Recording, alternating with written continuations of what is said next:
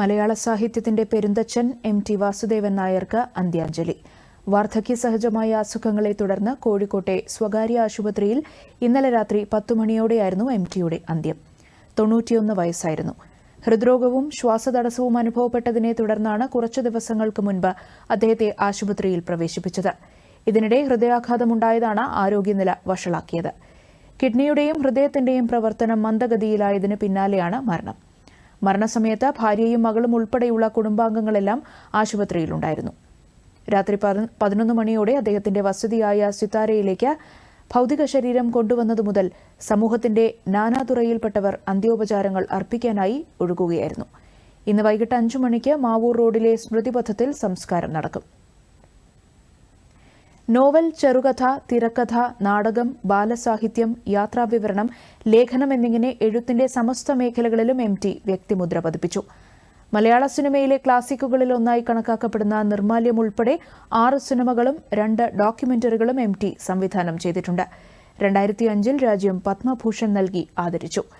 ജ്ഞാനപീഠം, എഴുത്തച്ഛൻ പുരസ്കാരം, വയലാർ അവാർഡ്, കേന്ദ്ര സാഹിത്യ അക്കാദമി അവാർഡ്, കേരള സാഹിത്യ അക്കാദമി അവാർഡ്, വള്ളത്തോൾ പുരസ്കാരം, ജെ.സി. ഡാനിയൽ പുരസ്കാരം എന്നിങ്ങനെ എണ്ണമറ്റ പുരസ്കാരങ്ങൾ എം.ടിയെ തേടിയെത്തി. തിരക്കഥയ്ക്കുള്ള ദേശീയ ചലച്ചിത്ര അവാർഡ് 4 തവണയും സംസ്ഥാന ചലച്ചിത്ര അവാർഡ് 11 തവണയും നേടി. മികച്ച സംവിധായകനുള്ള സംസ്ഥാന ചലച്ചിത്ര പുരസ്കാരം 3 തവണ എം.ടി. വാസുദേവൻ നായർക്ക് ലഭിച്ചു. എം.ടി. വാസുദേവൻ നായരുടെ വസതിയായ സിത്താരയിൽ നിന്നും ഹരികുമാർ ചേരുന്നു. ആതിര, മലയാളത്തിൻ്റെ പ്രിയ കഥാകാരന് കേരളം വിടചൊല്ലുകയാണ്. കോഴിക്കോട്ടെ വസതിയിലേക്ക് നൂറുകണക്കിന് പേരാണ് അദ്ദേഹത്തെ അവസാനമായി ഒരു നോക്ക് കാണാൻ എത്തിക്കൊണ്ടിരിക്കുന്നത്. രാവിലെ മുതൽ അദ്ദേഹത്തിൻ്റെ കോഴിക്കോട് കൊട്ടാരം റോഡിലുള്ള ഈ വീട്ടിലാണ് അദ്ദേഹത്തിൻ്റെ ഭൗതിക ശരീരം പൊതുദർശനത്തിന് വച്ചിരിക്കുന്നത്. ഇപ്പോൾ നൂറുകണക്കിന് വിവിധ ദേശങ്ങളിൽ നിന്നുള്ള നൂറുകണക്കിന് പേരാണ് അദ്ദേഹത്തെ ഒരു നോക്ക് കാണാനായി എത്തിക്കൊണ്ടിരിക്കുന്നത്. മുഖ്യമന്ത്രി പിണറായി വിജയൻ, എം.വി. ഗോവിന്ദൻ അടക്കമുള്ള രാഷ്ട്രീയ നേതാക്കൾ അല്ലെങ്കിൽ ഭരണാധികാരികളും സിനിമാ രംഗത്തുള്ള മോഹൻലാൽ അടക്കമുള്ള അദ്ദേഹത്തിൻ്റെ സഹപ്രവർത്തകരായിരുന്ന സാഹിത്യ സിനിമാ രംഗങ്ങളിലെ പ്രമുഖരും അദ്ദേഹത്തിന് അന്തിമോപചാരം അർപ്പിച്ചു കഴിഞ്ഞു. ഇപ്പോൾ നാടിൻ്റെ വിവിധ ഭാഗങ്ങളിൽ നിന്ന്, പ്രത്യേകിച്ച് താഴെത്തട്ടിലുള്ള ജനങ്ങളടക്കം അദ്ദേഹത്തെ ഒരു നോക്ക് കാണാനായി എത്തിക്കൊണ്ടിരിക്കുന്ന ഒരു കാഴ്ചയാണ് ഇവിടെ കാണാൻ കഴിയുന്നത്.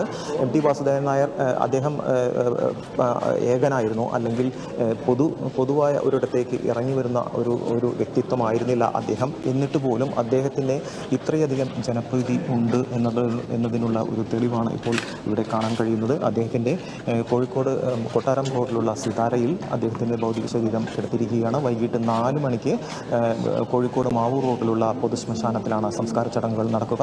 ഔദ്യോഗിക ബഹുമതികളോടെയാണ് സംസ്കാരം നടക്കുന്നത്. കേരളം അദ്ദേഹത്തിന് വിടചൊല്ലാൻ ഇനി മണിക്കൂറുകൾ മാത്രമാണ് ബാക്കിയുള്ളത്. എന്തായാലും സാഹിത്യ ലോകം ഒന്നടങ്കം അദ്ദേഹത്തിൻ്റെ അടുത്തുണ്ട് ഇപ്പോൾ. എന്തായാലും മലയാളത്തിൻ്റെ പ്രിയ കഥാകാരൻ ഏതാനും നിമിഷങ്ങൾക്കകം അല്ലെങ്കിൽ ഏതാനും മണിക്കൂറുകൾക്കകം നമ്മോട് വിട പറയുകയാണ്. അദ്ദേഹത്തിൻ്റെ സംസ്കാര ചടങ്ങുകൾ വൈകിട്ട് 5 മണിക്ക് മാവൂർ റോഡിലുള്ള പൊതു ശ്മശാനത്തിൽ നടക്കും. ഔദ്യോഗിക ബഹുമതികളോടെയായിരിക്കും സംസ്കാര ചടങ്ങുകൾ നടക്കുക.